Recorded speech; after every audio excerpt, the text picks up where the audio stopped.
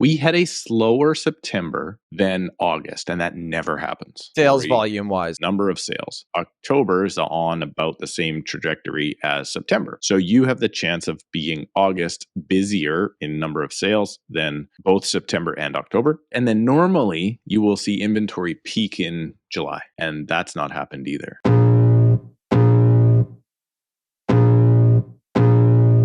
Welcome to the Tom Storey Show with Steve Karrasch and Tom Storey, where we discuss everything real estate or whatever else is on our minds.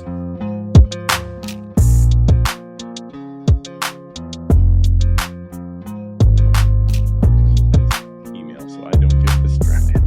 All right, we good? Yeah, we're good.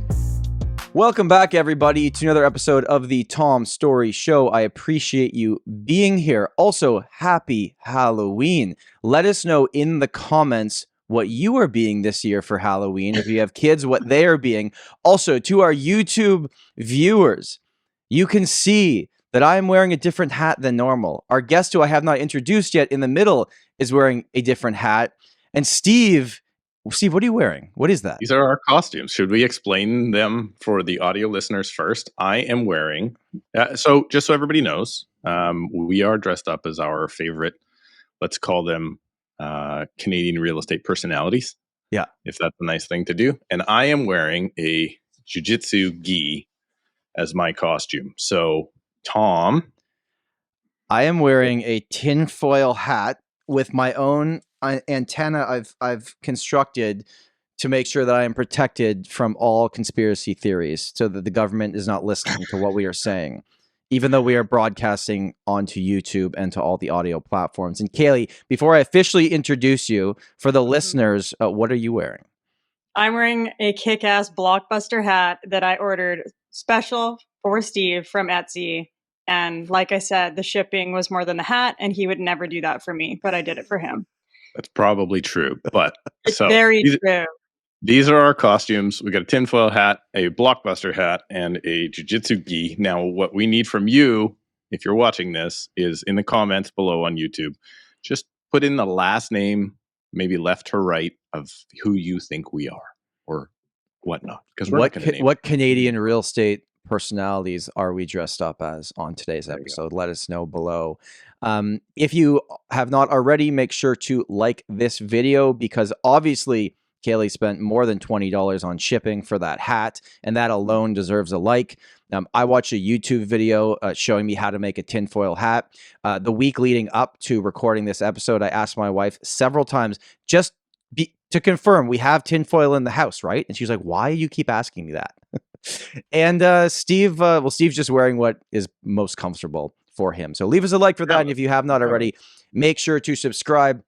This episode is also brought to you by Realty Ninja. They've been an amazing partner of the podcast. If you're in the real estate industry and you want to have a website that looks amazing and is cost effective, Steve has been using them for over a decade. I would highly recommend checking them out. realtyninja.com/Tom. All the information is in the bio, and you'll learn more about them later in the episode.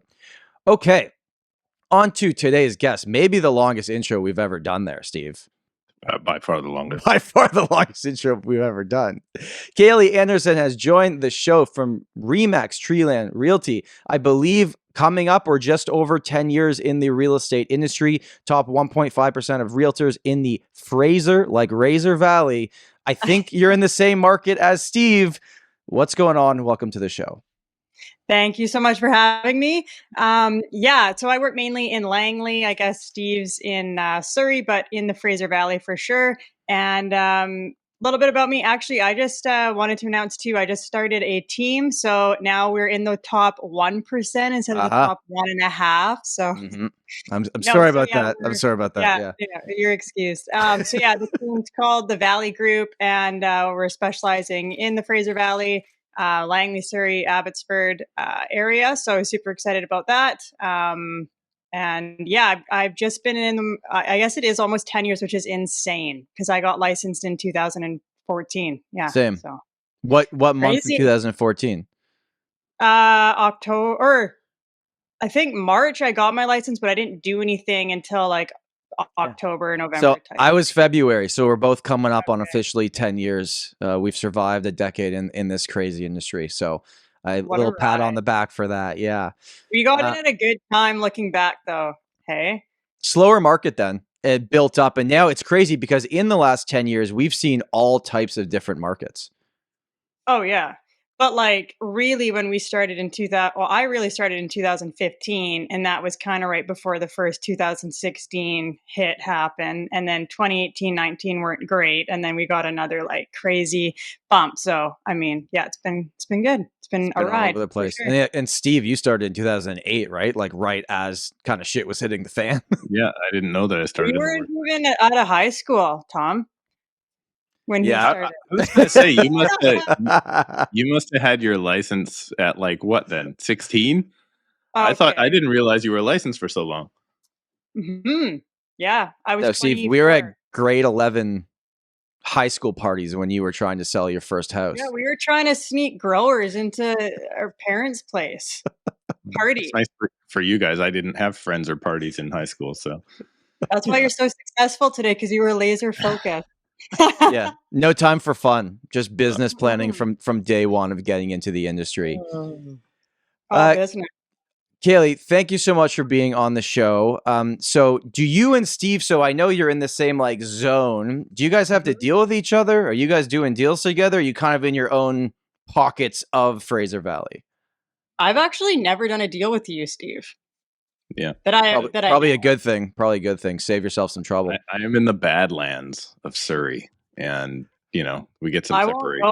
I won't go out there. It's too scary. You're in the Steve. You're in the elephant graveyard. I've been watching Lion King a lot recently. My kid's going through that phase. Sure, your kid. Like, everything the light touches is our kingdom. Dad, what about over there? No, that's where Steve sells. That's Surrey. Yeah, it is. Or sorry, I was just going to say I'm actually working with a buyer in Wally right now. Congratulations! Bring And your bear it's been very competitive. Really? It's so he's trying to get a condo.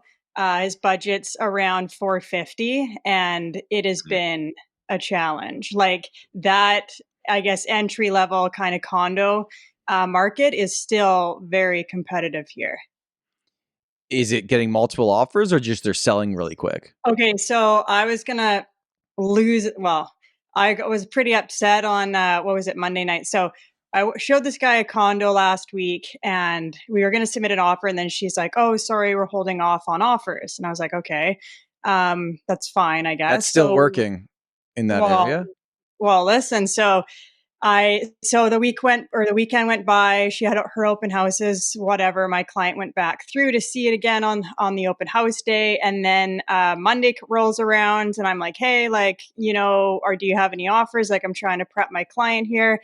And she's like, no, nothing yet. People circling, which means no. She just doesn't have anything. So I'm like, okay, like, let them circle. Call her back like at the due date. She's like, yeah, no, we still don't have any. I'm like, all right, I'm just going to submit, like as if I should have, like a week ago when I originally tried, but whatever. So we submit an offer. It was a bit under asking, and I just said, send us a counter, whatever. And she comes back 20 grand over the list price. Mm-hmm. I'm just like, what are you doing? Like, it's just, I don't know, Steve, if you're finding that, but some agents, and this is the second time that strategy's happened in Wally. For a condo like that, like where it's we're getting a ton of that. I just did something similar on a listing site in similar type of condo in Guildford, which is Tom, the neighborhood next door, and most of the agents that phoned were phoning asking right out the gate, hey, what are the expectations of your seller? And I'm like, well, I think we're priced pretty sharp, so bring me something. Do you have something? No, I don't have something. Bring me something. Okay. And what they're finding, so these are the buyer's agents telling me that all of the things they're offering on, they're doing exactly what Caileigh's explained. Dates? Like they're coming back with no offers on the table and over asking counters saying the seller expects $40,000 more. So these listing agents, I think, have promised this amount of money and said this is the best strategy. And this is why we don't do maybe a ton of business together on either side of the transaction. There's 5,000 agents in our area. Yeah. There's another 15,000 in Vancouver who also service the same area. and the average agent is doing 4 or 5 sales a year. So they're still giving advice from June. Right. And June, you could do that. And August, that tap shut off. Yeah, and I think too, like for that specific market, I think there's a lot of investors that are trying to offload, and I think that the agent's just like an order taker, and they're just probably like, hey, like this is what I want. Like I don't really care how you get me there, but like I'm not selling for under this, and that's what I've noticed. Because the other example too, where this happened, was the same thing. It was like they had it listed. It was like I look back at the history, and it was like $399, $465, $449, $398, and then it's like, what are you doing? And then they're I really don't think they know. Maybe that's rude, but I just feel like they're just trying to get a sale, and they're just like, oh, this guy wants to or girl wants to work with me, like I will take it and do whatever and hope that I get a paycheck. Yeah, we're seeing a ton of that. Investors that bought, say, 2 years ago, now offloading. And expecting to cover, which most of them are still going to probably cover. They're not going to lose money on them. But yeah, we're seeing all sorts of silly offers come back. Pricing strategy changing constantly, like you're saying. It's really interesting to. So you see a property come up at $399, and then next week it's $499. Yeah, and then it's $469, and then $439, and you're like, wait, what? How is this strategy working? So you never got what you wanted in the first place. And what we're noticing is we're putting together what I think are decent offers. Some of the condos are going into multiples. We're not getting the deal. And then 10 days from now, we get a call. Nothing got put together. The financing it fell apart, which is now 1 in 4 contracts that we're writing is falling apart, which is crazy. Really? Yeah, it's a high number. Not our buyers, our listings. And then they come back to us. Do you want to resubmit? And we've done this a couple times where they keep taking higher offers and they keep falling apart because nobody's properly financed or pre-approved. Or they come back to us later on. They still want that high number. And if they actually want to sell, they're going ahead and moving forward with what our buyers present, which is about 50% of the time right now, let's say. I'd like to get both of your opinion because I believe we are 3.5 months into a 4-month transition zone. And we've seen this play out a few times. So when the market goes up, the transition zone's pretty easy because on the selling side, you can just put it at a marketing price, hold an offer date, and the market will dictate, what the pricing is. But in a downward transition zone, sellers are still set. Like I think human beings have this weird thing when they see a number or get a number stuck in their head, it's like it's in there. Regardless of anything else, that is the number I'm going to sell my house for. And I think right now, a lot of the active inventory that's been on the market, let's say over 30 days, they haven't adjusted to where the market is today. And they're kind of clogging up also all the listings out there right now because they're unrealistic sellers that are never going to sell for today's prices, as you'll probably just go off the market.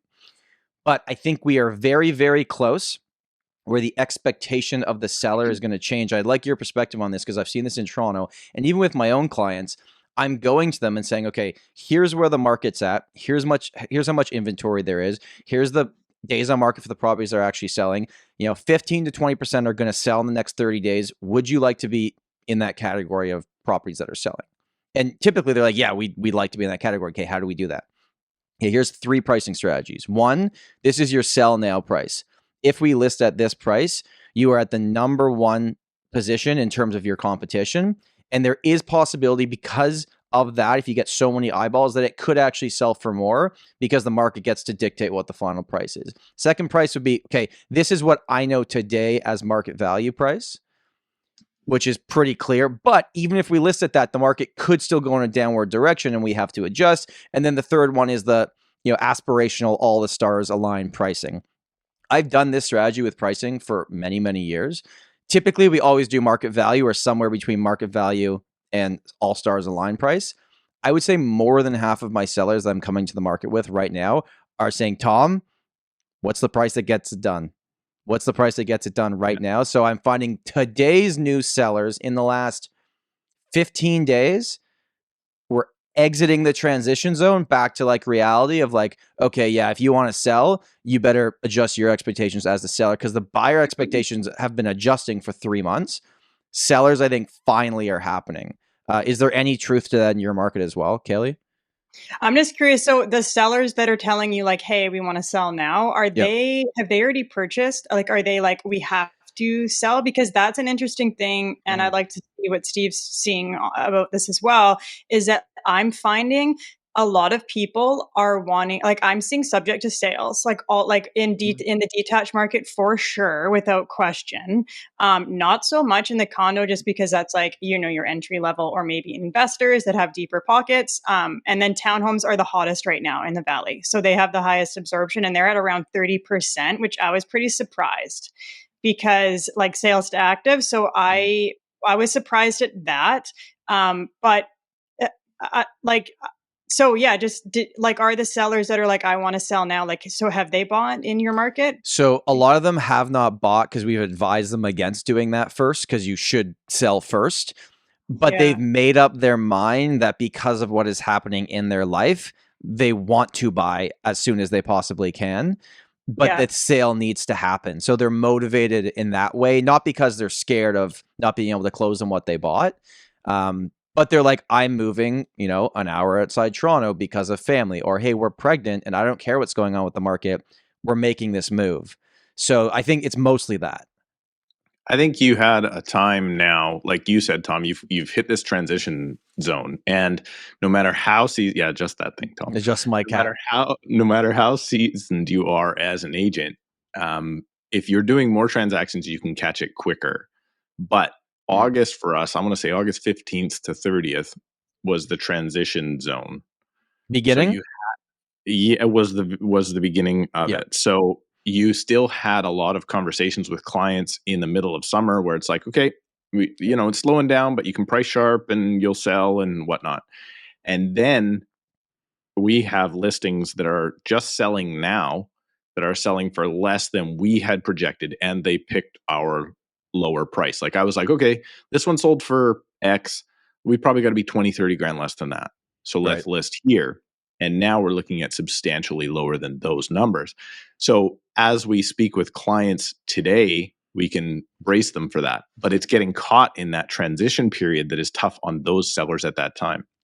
And that's why if you're working with an agent that only lists 2 properties a year or 1 property a year, and they were getting that advice from me, it's going to take them longer to educate their clients through that process. So you really have to focus on what's the market doing right now.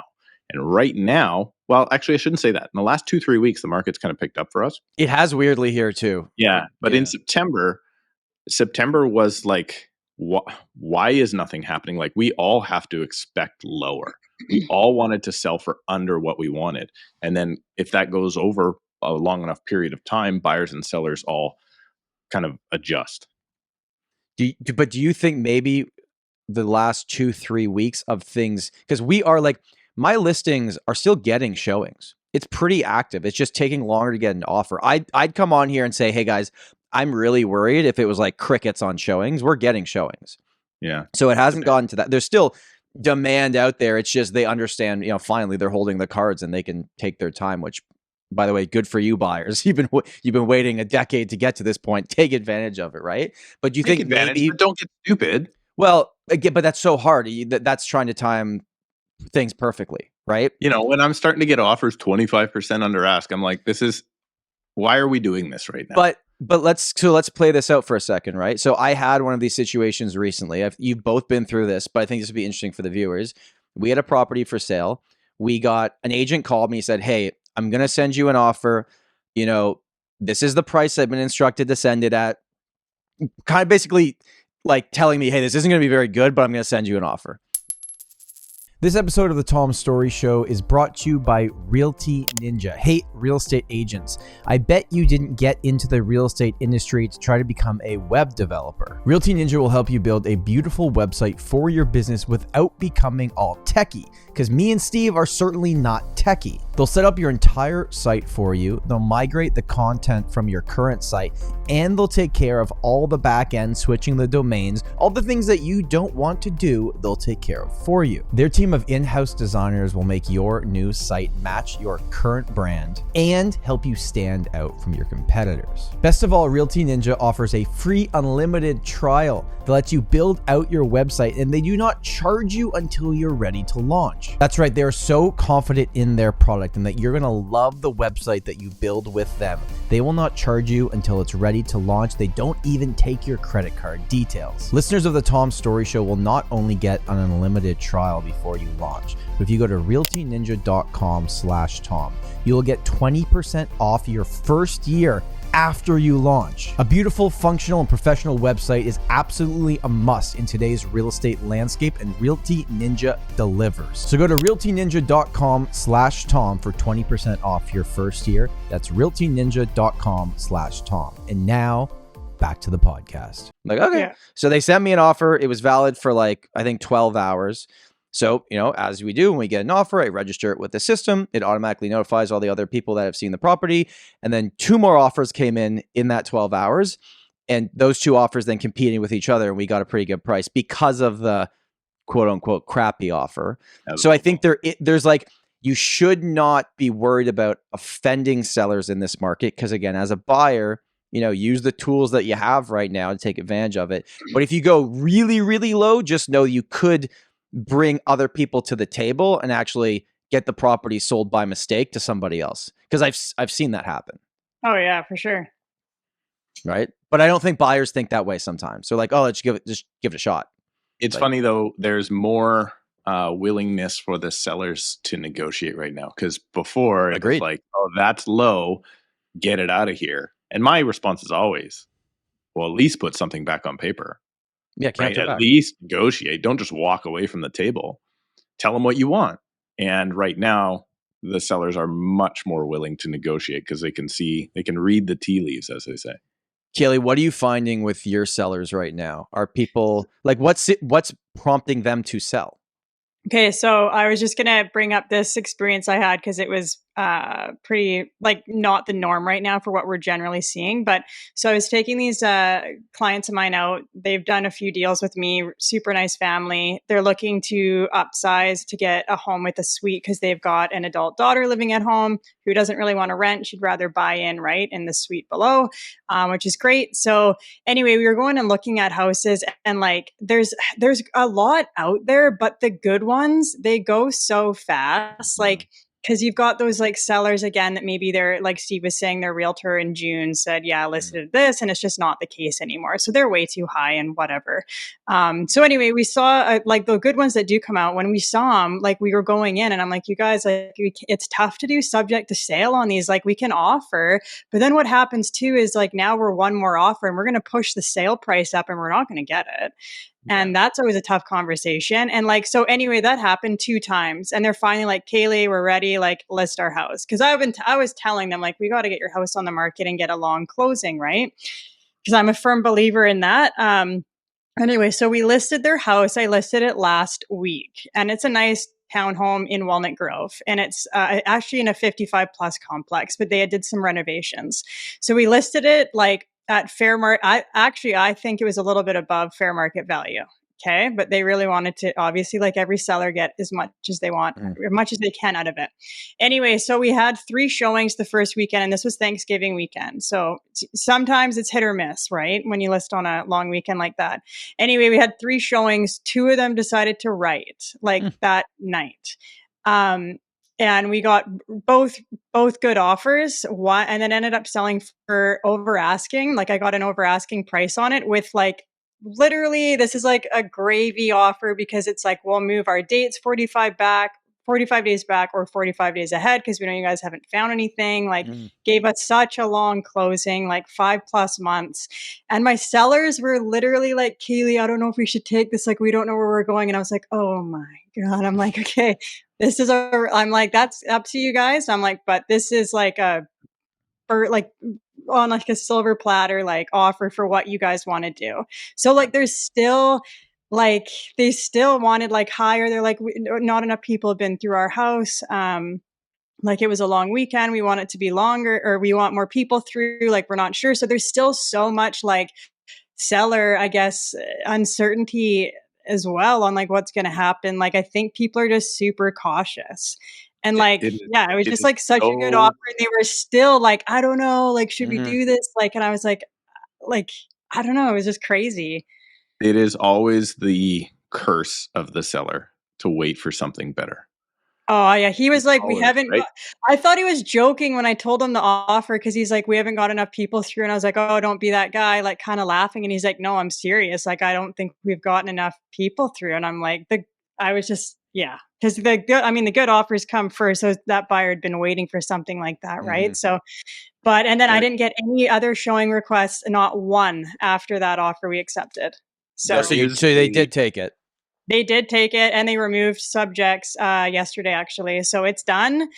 And now my guys are like, and it was funny because I'm like, hey, congrats, they removed subjects, got the deposit. And his response was, where are we going to go? We don't have anywhere to go. And I'm Don't like, worry, I know that you. inventory is coming on. We're at like almost 6,000 Th- within a couple They're right going to now. time that really well, selling now and then buying when things are probably still slowing down. Yeah, because they listened to me finally. I'm kidding. No, I just said, I'm Okay. like, it's hard, obviously, the unknown, and that's always going to be the case. But just like doing it the other way, where you go and look at things that are good and sell fast, it's not fun because you get your heart set on something. And then, like I said, you're submitting an offer and you're pushing the price up. That other offer, by the way, we got on their townhome was a subject to sale. And he essentially did the same thing. He pushed that so I could leverage the other offer that wasn't subject to sale. And Yep. now that's the new expectation in that complex, right? So. It is crazy how it is. Like the saying is there for a reason. Your first offers are your best offers. It It is the is. way it works. And people here. So Can you clarify that, Steve? Because it's not necessarily the price it comes in at, but what it becomes that first. Almost offer. always price as well. Almost always. Okay. 9 out of 10 are going to be price. So what I mean by that is not if you have multiple offers, 10 offers today, and the first one is the best one. That's not what I mean. What I mean is if you're on the market for a week, 2 weeks, 3 weeks, it ain't getting better. So take your the first deal you get is likely almost all of the time, not always, but almost all of the time going to be the best deal. But there is not what the public thinks. I think what the sellers think is, well, this agent is just trying to get a fast sale and jam this down my throat as fast as they can. And I need to expose it more to the market because some magical turnip truck's going to come around the corner. Idiot's going to fall off the back and pay more than the current buyer that knows the market. The reason that we say the first offers are the best offers is simply this. Let's say for Caileigh's style of townhouse that she had, we know now that there were 3 buyers because you had 3 showings. But let's say there are 20 active buyers out there in the market for that type of property. They're not living under a rock. They don't have to wait to see the sign. They all see that property in the first day or 2 online because their realtors have sent it to them. They're on realtor.ca looking at it constantly. So let's say 20 people. 20 people of those, 3 came to see it. 2 of them offered. The only way offers can get better down the road is one, is the market going up. That's one thing. Then you're going to pay more for your house on the other side. But your only chance of getting another offer are only then the new people coming to the market. How many new people come to the market each week? 1. And also are ready to make a decision that quickly, right? If they haven't been at it for a while. Yeah. Totally, right? It's like, and I'm going to get flack for this for sure, but this is like being the belle of the ball, walking in the door in your beautiful dress, and everybody turns their head and goes, oh, who's that? Once you've been there for a while, there's a lot less interest, right? Totally true. This is a nightclub. This is a party. That's how you feel when you walk into parties, eh? Nobody ever looks my way when I walk. He doesn't walk into parties. Yeah, he doesn't get invited. I don't get invited to them at all. And if I do, I try and back out quietly. You know what saying I had heard? Oh, sorry, keep going. I was just going to say, like, you are the new hot thing on the market and the buyers take notice. And if you are no longer the new hot thing on the market, you only have new buyers coming in to the party to take a look to see if you're around. And there's not that many of them coming in. No, and then you start doing things like what I was talking about earlier, where the agent pulls it, relists it, try to like freshen it up, and you're really just doing your seller a disservice because we can all see the history of it, and now you just look not great. Have you ever heard the saying, never look a gift horse in the mouth? No. Have you heard that? Okay, I have so now. my I have no idea what it means, but I've heard it plenty. You've heard it? Okay, so it basically means I forget how far it goes back or, But basically, if you give someone a gift and it's a horse, right? This is in the old days, right? If you open up the horse's mouth and look at its teeth, you can kind of tell how old it is. And that's very rude because someone just gave you a horse. So you never look a gift horse in the mouth. So it's the same idea as like, if you got exactly what you wanted too quickly, you know, you don't have to check out the teeth. Like, it's good. Just take it, say thank you, and move on with your life. And then you're wondering why it's too good to be true. That's And the you're like, thing. oh, And then maybe you're like, this one's just good. yeah. it's just That's good. like human nature, though. It's like, It is. I got exactly what I wanted. Did I like shoot too low? Like, that's just, no, you know, and that's what happened in my case. And then now looking back that it's all over there, I think they're like, that's a great price now. But Well, at the they'll know it time, for sure in was like, 3 months. oh yeah, like they got the best of both worlds because now with like hopefully the fall market coming up. I mean, we have a lot of inventory right now anyways. Like their active listings are going up and up. They're better than they were. They're not good. Well, we're over 6,500 now in the Valley, which like, or as of end of September, the most recent stats, which is like for us, like considering the last year, pretty damn good. That's including commercial and rentals. So Look at active this guy. residential. Yeah, active residential. This morning, Hey, I have look. me on a guest Nerd alert. Nerd alert. Hang on, I'm going to read you some stuff. I just want to correct you first because that's how I roll. We're just I think we're at like when I looked this morning, it was 59.83. So we're gonna get there, right? We're gonna get there. The question is, are we now gonna shoot up to like 7,500 or 8,500 really quickly? Because as soon as we crest 7,000, that's when sellers are gonna really start to panic because there's gonna be a ton to pick from. So we're right now entering the sweet spot of, hey, you want to go see some houses this weekend? Like that's where we should be. But I know Tom clip some stuff here from our Fraser Valley market. You want to read them, Tom, or you want me to read them? Yeah. So this just the headlines. Let's not do our research and read anything. Let's just listen to the headlines. Well, that's what most people do anyway. Just read the headlines. Caileigh, I want your thoughts after Tom reads these 4 things.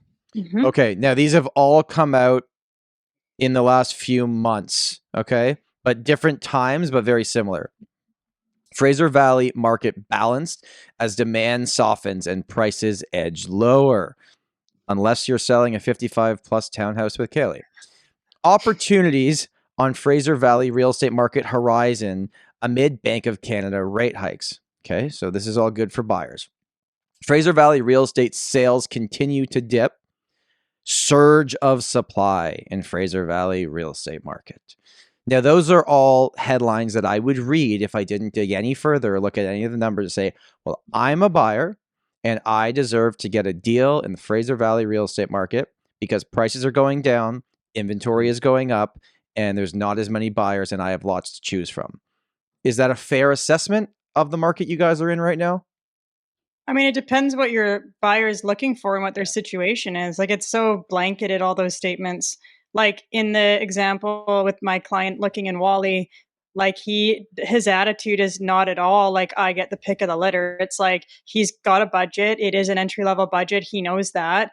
And as soon as something comes up, he's always like, hey, this would work. Like, I'm happy, but it's still a challenge getting it. We obviously still haven't gotten it. And it's not that we've been beat out. It's that sellers' expectations and the strategy is not working. They're just not coming down to today's prices. It's happened 2 times now where we've gotten counter 20,000 over the asking price. And it's like, we're the only ones competing and we can't do it. Like it doesn't mean I wouldn't let him do it. It's overpriced anyhow. Mm-hmm. Do you expect a call in a week or 2 weeks if it sits on the market? Like, hey, you guys bought anything yet? I've gone to a few agents over my career with my tail between my legs being like, hey, I know he said no, but yep. Are you still there? We are going through that right now. We're going through that right now. We have a seller who would definitely appreciate, we have probably 2 that would definitely appreciate the original offer they had that they turned their nose up at originally. One of them was not necessarily turning their nose up at it. I kind of like that deal just didn't work. The other one was like offended that they got this offer. And I was like, take this offer. And now we are definitely going to look at lower than the original offer. For sure we're going to. Yeah. Is your seller going to look at it and consider it? Yes. I would assume at this point, I feel like the experience isn't there for them yet. And they think maybe something's going to come, but it's tough, right? Because I'm just screaming from the rooftop now. Like, my channel for the last month has been like, guys, this isn't going to go well. The next 18 months is going to be dicey. There's still a bunch of people that are like, I don't know about that. I don't know. I think it'll be okay. And I'm like, it's finally too negative, and people are being like, you should be more positive. Here's the weird part, though. As I told you, Tom, I'm really negative about the market. I'm also super excited to try and get into my next investment. So, like, how There's can going I to be be some big opportunities. What about that new legislation passed this week, about the short-term rentals? Did you see that? I did. What do you think about it? I'll give you my opinion after. I think that there's going to be a surge of condos potentially or whatever coming on the market. Why do you think that? Well, because investors, they can't make their numbers work. There was that big development in Penticton called Socana. I don't know if I should even be saying whatever, but they were like pushing Airbnb hard, like in their marketing. Yeah. They're on the list of towns that cannot do short-term rentals now. And if you bought their price points, because I went to go look at it, and me and my business partner got one. And at the last second, we were like, if we can't Airbnb this, like, we're screwed. Like, we're going to be losing a lot every month. And so we just decided to pull out of it. But yeah, that's one now where you can't do that. And the number, like, it was like $700,000 for a 2-bedroom in Penticton. And then we were like, okay, that's over $1,000 a foot. And so we were like, why don't we look at like downtown Vancouver? Because that to me is still a market that's untapped. Like, if you look at any other like major city, Vancouver's not that expensive. Like, it's you can still get some good deals and then do like midterm rental or something like that. But like the short term, now that we can't do that, that's pretty big because we're already at such a high price point here. I think a lot of people were depending on short term rental income because obviously you get a lot more, right? Does that cover, is that new rule all of BC, or what does that cover? So there's like 14 ski communities that are exempt from it, like Whistler's exempt. Yeah, of course they are. Of course they are. Yeah, Whistler's always exempt. They can do whatever they want. But yeah, the majority of BC, and then I think it's like if you're a town under 10,000 population or something, you're exempt. So there is some rules, but yeah, overall now you cannot do it unless it's your principal residency. And so short term just means, so I'll go over what's going in Toronto after Steve gives his opinion, because this happened to us in 2019. So I can tell you guys exactly what's going to play out for you. Dude, why are you smiling? He rarely smiles, so that's a big. He's got something to say and he's biting his tongue. I actually watched it. I actually watched the announcement by Evie and Ravi, and it was interesting because I think it's the biggest nothing burger of all time. Why? It is so not. There are some people who thought they were going to get rich quick off of Airbnb. And personally, I've always hated the Airbnb model. I don't think it's a good, like, unless it's your full-time job, it's probably not a good model. And I just don't feel like it was always so susceptible to just a rule change, just a quick rule change. And that's now what they're doing. But is it seriously going to bring a bunch of those units to market? I don't think it is, because I don't think there were that many of them. I also don't think the next announcement this fourplex announcement they're going to do is going to have any effect in the next 20 years on housing. I just don't think it's going to happen.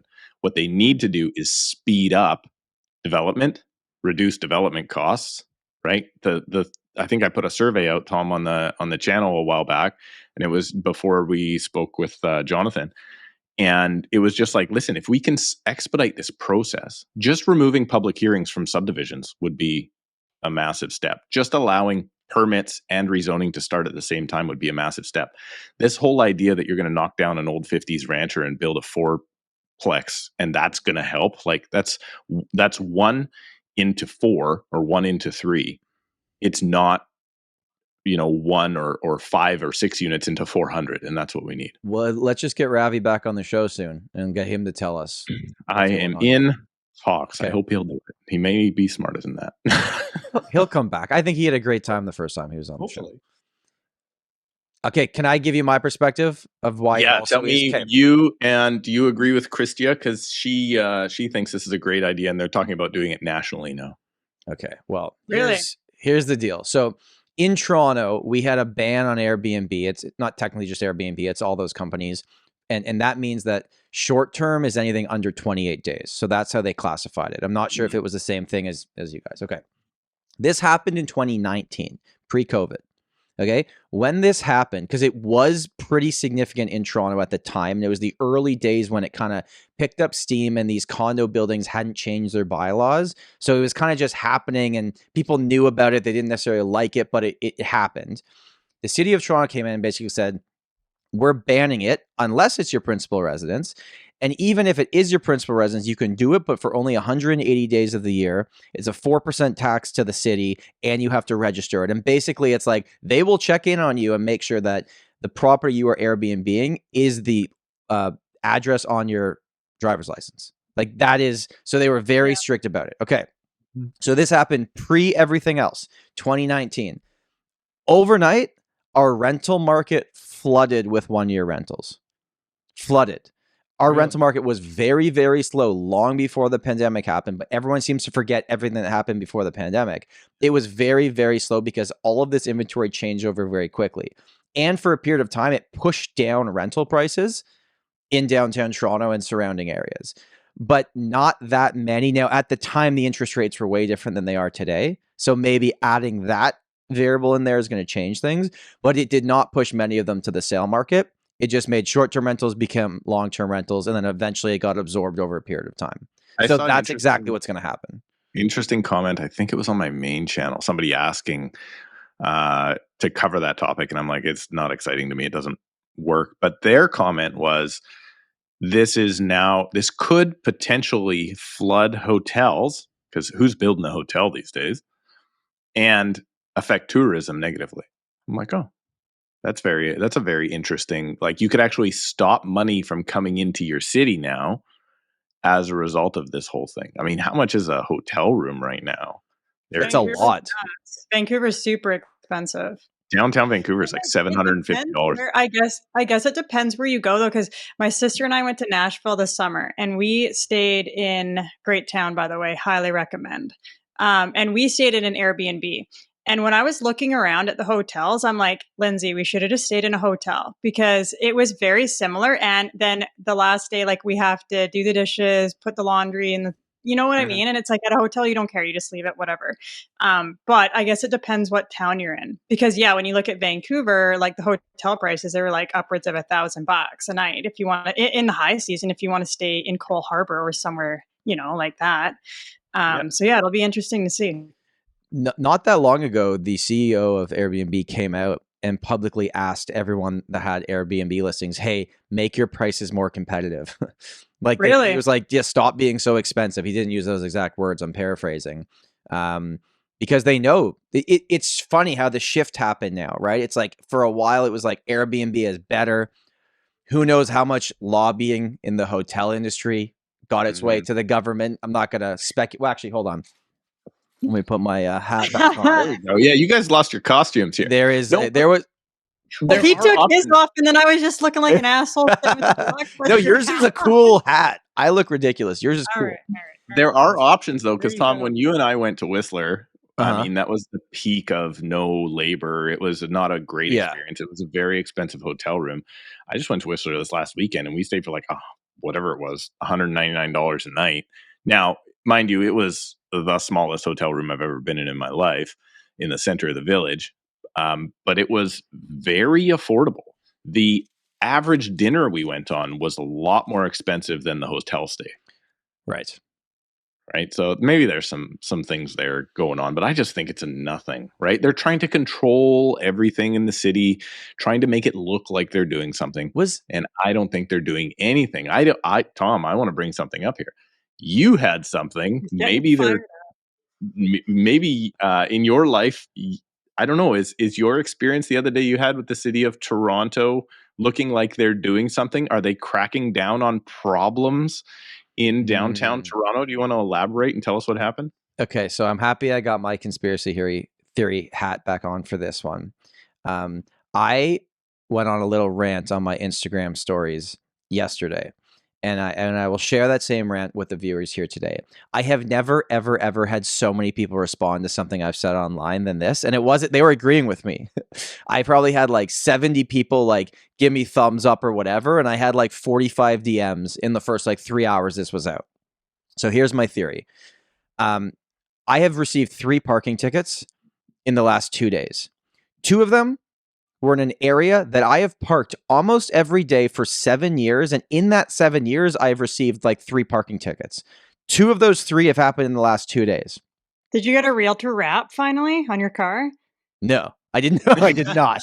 No, they don't know it's me. Okay. I drive a Volvo. I'm like, I've totally changed my whole persona now. And then my wife is dropping her kid off at daycare. And yes, technically you're not supposed to be there before a certain time, but everybody does it every single day. $150 ticket. Okay.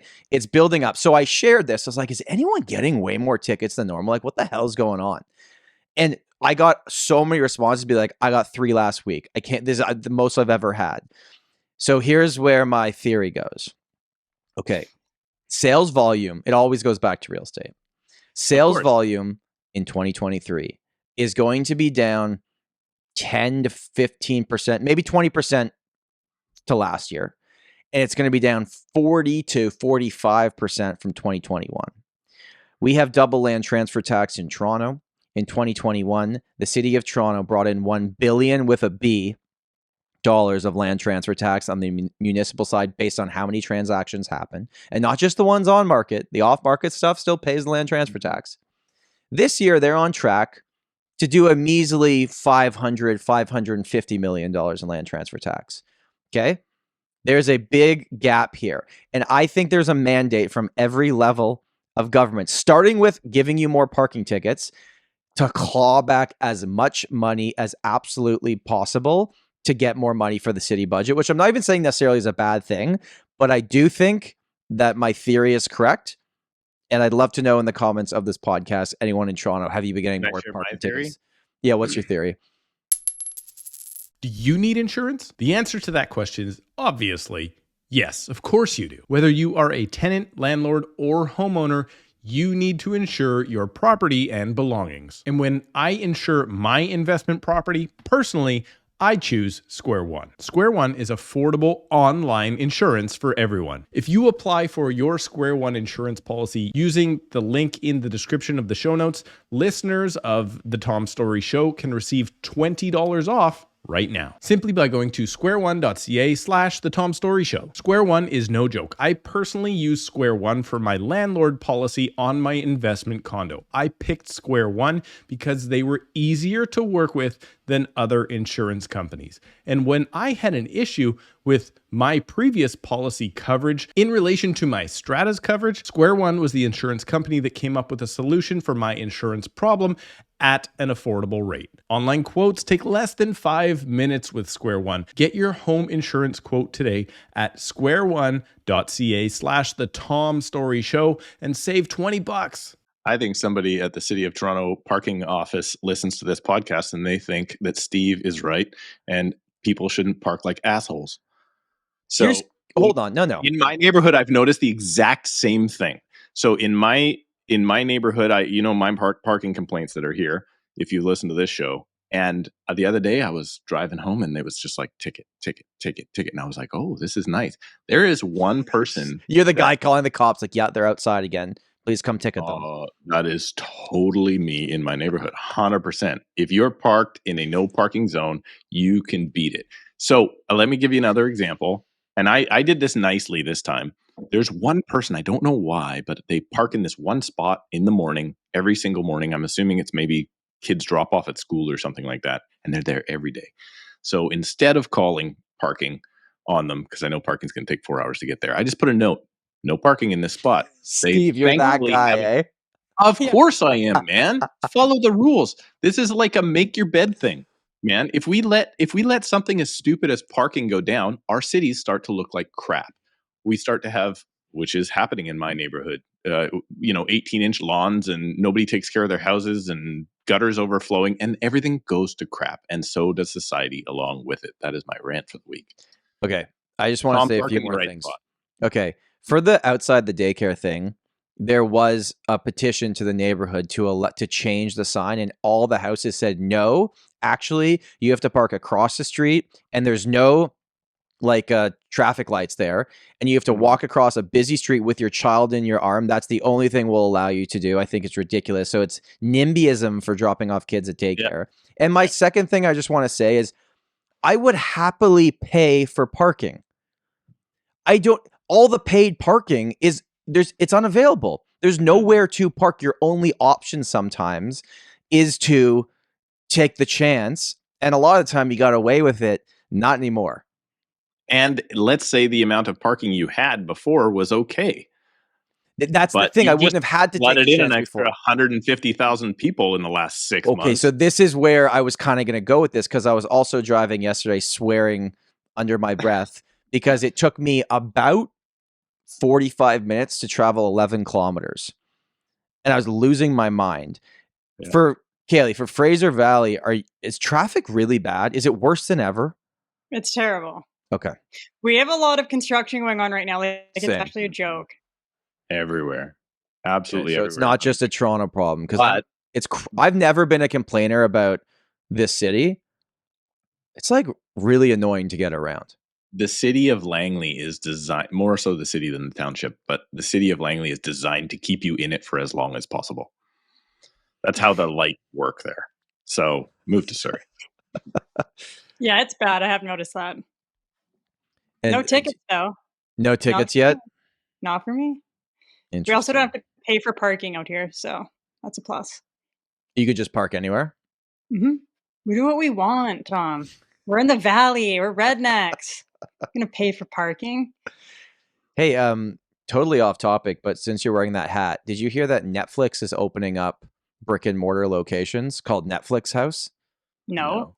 Yeah, so I don't know. But they're basically sell their online subscriptions. I honestly don't know. I think it's going to be like a gaming / like a place you'd go as a kid, like a cool thing. I don't think they'll have physical copies of movies or anything, but it's kind of funny how we're talking about Airbnb and everyone's shifting back to hotels. And I know a lot of people are like, I'm done with Uber. I'm calling taxis again. And, now Netflix is opening a brick and mortar store. So it's funny. I need to borrow your tinfoil hat. Did you hear the CRTC thing with Netflix? They're going to enforce all that, and it's got to be like 60% Canadian content. Really? It's going to be you can only watch Schitt's Creek. Which I'm not mad at. Really? I've never seen it. I have nothing to watch if it has to be 60% Canadian. You would have nothing to watch. Well, however, easy fix. Buy a VPN. Views are way up, so maybe VPNs are going to watching YouTube. And they'll have to watch you. VPNs are coming illegal here. Are they really? That is the next step, man. It's all coming together. Trust me, we all got to vote. What's becoming illegal? VPNs. So in like China, if you're caught with a VPN, there's trouble, right? Like you're not actually supposed to hide your IP address to get away from the government's theories. Do you? Speaking of video stores and Blockbuster, I don't know if you guys are going to have this. I have this thought just because my kids are the right age. My kids are never going to get to experience fighting at a Blockbuster for the right video for tonight, and that was so much of my childhood. It was a vibe, man. It was just bumping in those Blockbusters. I tried to explain that to my kids the other day. I don't know why we brought it up, but we were talking to them and we were like, we used to go for dinner and then we used to go to the movie store after. And they were like, movie store? What are you talking about? And we used to explain that you actually had to get a copy and bring it home. And if they didn't have a copy, you had to watch a different movie. My kids were like, what are you? That was the big thing. When the movie you wanted had none left, you're like, oh, well, yeah, remember when you grabbed it and then there was nothing behind it? I wouldn't even let my mom go for dinner first. I said, we got to haul ass and get there because I need to get this film before it's gone. Like, it's not a joke. We have to see American Pie, but when it's out. There was they didn't have it. And you just were like, can you guys check the video slot to the employee? Just make sure there's none in there. There was an independent that competed with Blockbuster in my neighborhood growing up, which actually, funny enough, that location is now a real estate office. But that was the best one because they had free popcorn in the basement. So you would go fill up your popcorn, get a movie. Well, I mean, it's not as weird as it sounds. It was like there was movies down there too. It was a 2-level store, but the popcorn's in the basement. You fill up your bag, you grab your movie, you walk home. It's like, just the best Friday nights. That's another thing. Real estate offices, they're all going out too. They're all virtual now. EXP, Real is huge. Is Real out in Toronto? Oh yeah, absolutely. Yep.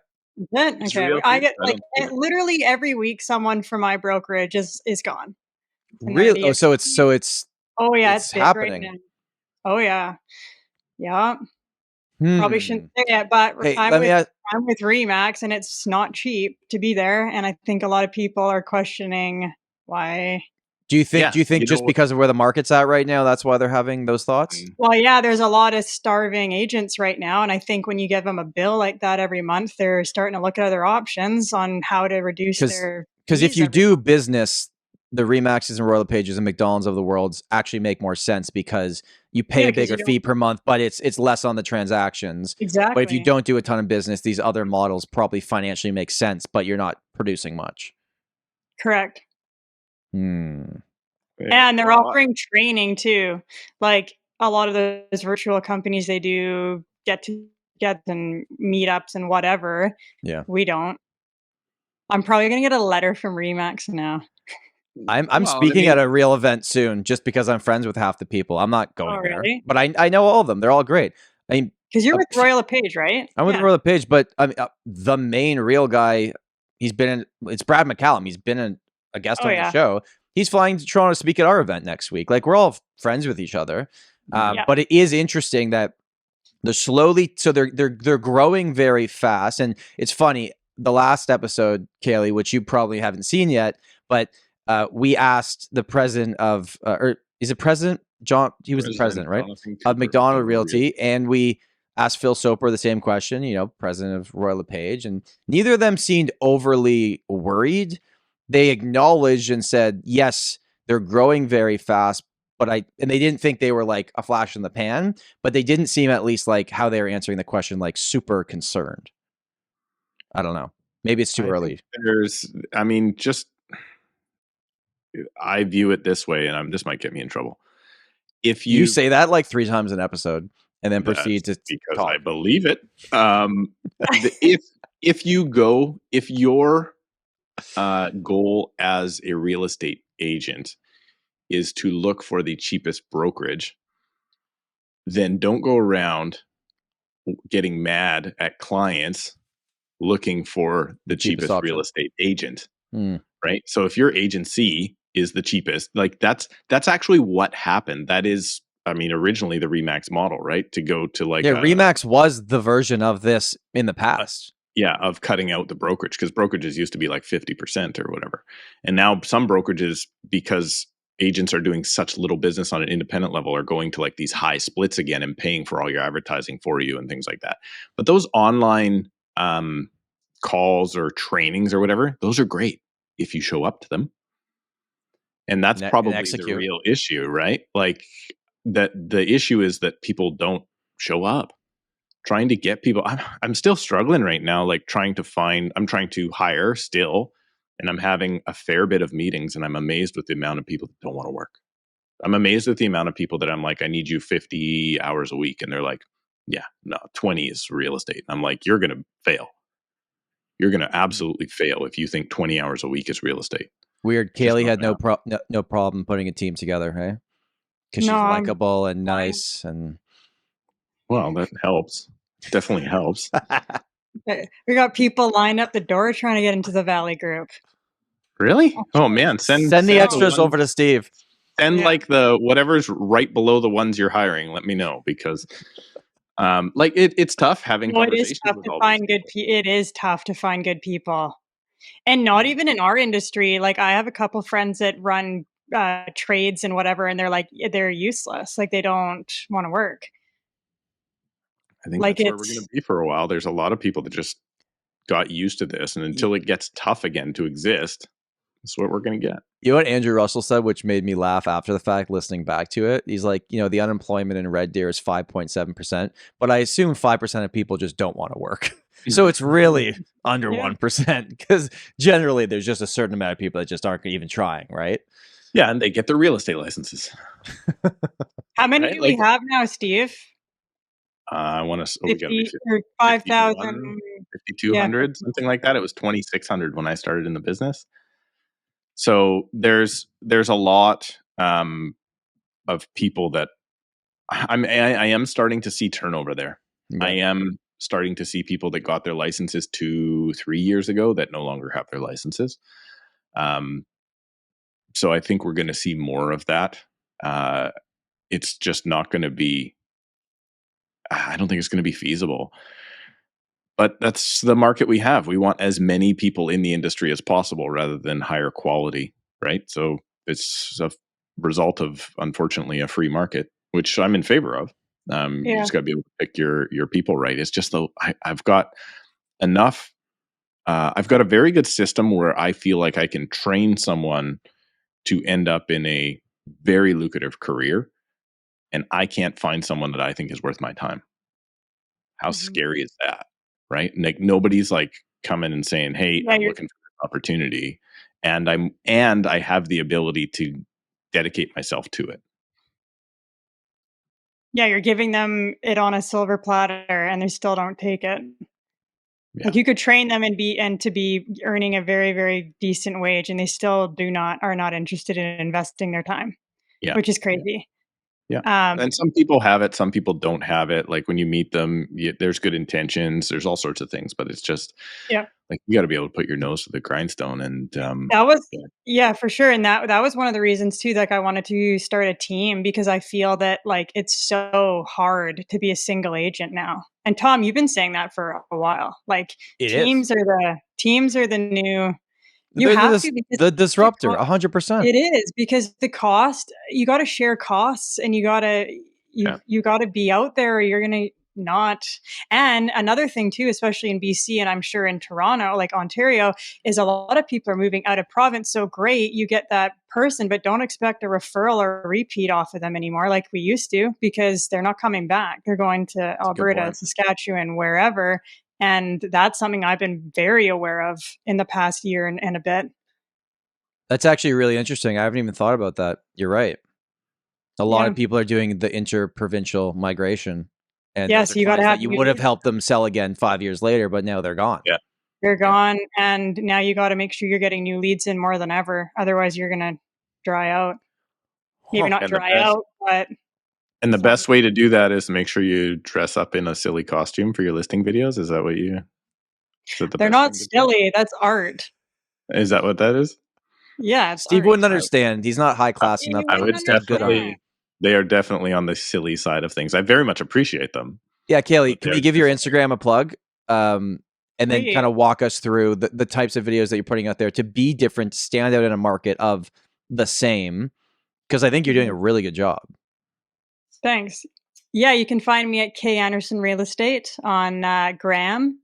So basically what I did was I started off with listing videos and just kind of doing like, I guess, some funnier stuff or more silly, as Steve says. And they went over good. I got a good feedback from them. So I just kind of kept doing them. And like basically my whole goal is just to get eyes on my clients or sellers' listings, because I feel like those long intros and kind of the slower, even a 3-minute video, no one's watching those anymore. Like you have to have a hook. It's got to be a reel, 90 seconds max. And that's it. Right. So when I started doing that and hooking them at the beginning, my views got like way, way higher. So my sellers were happy. And yeah, there's probably people that don't like it or think it's silly or whatever. But honestly, I don't really care, because I've gotten a lot more views than they do on their more traditional stuff. So it's worked for me. And then I've kind of just started to branch out and do more, not even listing videos, but just like going after kind of even realtors, being like, this is what happens when your seller like doesn't leave for a listing shoot, and kind of just like funnier, like quick clips. And then I did like when your dad does a home inspection, right? And so just again, like more, and that's targeting like more realtor base, obviously, because they get it. And then you get like your friends and, other people that are like, oh, that's funny, but maybe they don't understand it as much as we do. So yeah, I've been kind of just doing more of that stuff and it's had good traction. So I'm excited to continue doing that on my page. And then my, the Valley Group real estate page will be more like professional, like just listed, I guess, just sold, because there is still that aspect of like, you want to let people know you are actually selling real estate, because I was kind of worried, like on mine, I'm like, I don't hope people don't think I'm just like a goof and don't actually do business. So now that I have like both, it'll be better, I feel. I'm thinking the same thing this whole episode about my hat. Is any of my clients watching this being like, oh, I thought I liked Tom, but he's actually insane. But I think it'll actually go over pretty well. Okay, last question here. Are we trending towards, in the Fraser Valley, a buyer's market? Are we there officially? Or can we officially say we're there, Steve? Caileigh? No, we're not there yet, but we're trending there. I don't think we're there. In the last 2 weeks of my experience, I can't believe that we're there yet. You have to do your breakdown, because detached is very much in a buyer's market. Townhouses are very much still in a seller's market, even though prices have come off a little. And then condos are pretty balanced. So I would say right now, generally we're balanced, but that's as a result of the entire asset classes averaging out. Right. Once I see townhouses slide, which I assume they will continue to, we're going to get there. We're for sure going to get there. And that's just a result of money being so damn expensive. Now, do you think as we are nearing the end of the current transition zone, that there are people on the market right now taking up 25 to 3,000 of the 6,000 active listings that get to December 15th and go, yeah, take it off the market? Yeah. And then the inventory, because the only way I see pressure on prices going up moving forward, if rates remain where they are, is inventory has to cut in half again. It's been, I don't know, it's a really tough time to figure out what's going on, because as you mentioned earlier, Caileigh, it's like the junk just sits now. The junk is like sitting. The good stuff is still flying. It is, even in detached. I think you're going to see, what I've noticed though is we had a slower September than August, and that never happens. And generally inventory, sales volume wise, number of sales, and October is on about the same trajectory as September. So you have the chance of being August busier in number of sales than both September and October, not combined, but individually. Yeah, sure. So that's very strange. And then normally you will see inventory peak in July. And that's not happened either. So now we are trending where more listings are coming on and less sales are happening, which will grow inventory, which is what we need. I'm not saying that's a bad thing. It's just going to change the expectation of very spoiled sellers over the last few years. I can see what Tom's saying too, though, whereas like come mid-December, we get like a massive drop off because people don't want to like list their home around the holidays anyway. And they're like, okay, we're not getting what we expected. Like, forget it. So it'll be interesting to see what happens, because on the other side, we could get a whole inflow too, where they're like, rates, maybe they hold rates. And then it's like, okay, let's do this. Like, so it could go either way. It's really like a pivotal point right now. But if people think it's going to become cheaper, they have to stop holding on to that dream. Your monthly payment is never getting lower again, because as wages increase, which they're doing, people are like, okay, that price is going to come down. Yes, the purchase price is going to come down. Your monthly payment, of which really concerns you, I don't think it's moving. I think it's higher than we all want it to be. It's the highest it has ever been to own property in Canada right now at today's mortgage rates and today's prices, even from the drop off we saw from Feb 2022. And it's not even close. Yeah. Not even close. And as prices decrease, that will only likely happen as a result of continued costs going up. So sure, if you're a cash buyer, you're loving it. How many of those are out there? Yeah, there's so many great opportunities to be coming up or already here too. Like, if you're a cash buyer, let us know in the comments and we will contact you. Cash buyers are not watching this. They're busy. They're busy in Palm Springs. They're Grant Cardoning it. 10x thing. That guy doesn't even own real estate, does he? Hey, he's a part of EXP. All right, I can never understand what he's saying. He just keeps talking, and I'm like, "What did you just say? You were talking for 5 minutes, and I can't retain anything." I'm having that issue right now. I've visited a couple of websites recently that are like real estate related websites, but I can't tell what they do. Like they're not agents, and they put like just a bunch of great words together. Like we're advising our cutting clients edge technology. Cutting edge technology. What do you do? Sign me up. Steve, can I interest you in learning about wholesaling real estate? You can. Oh my God! If I could ask that one more goddamn time. As long as I can cut up. It's like, oh, you're an assigner. You're a flipper. You're a shadow flipper, whatever they used to call in Vancouver. That's what you are. You're just doing that to people that don't understand the market. No, I'm a wholesaler. Ah, right. Oh, sorry. All right. That was fun. Caileigh, thank you so much for joining the show. For people that want to connect with you and your new real estate team, what's the best place for them to go? I have Caileigh Anderson Real Estate on Instagram or TVG, the Valley Group Real Estate on Instagram as well. Okay. That's in the description below if Caileigh sends them to me before we publish this. I will. They'll be done. There you go. Thank you for inviting me on your show. It only took you guys over a year. Special Halloween episode. I knew you would dress up. I knew you would spend $400 on a hat. And but now you got a sweet hat. You should wear that hat in one of your upcoming skits. I will. I'm gonna wear it all day probably. The next time you have an out of date like listing with like orange carpets and stuff. That doesn't happen to me.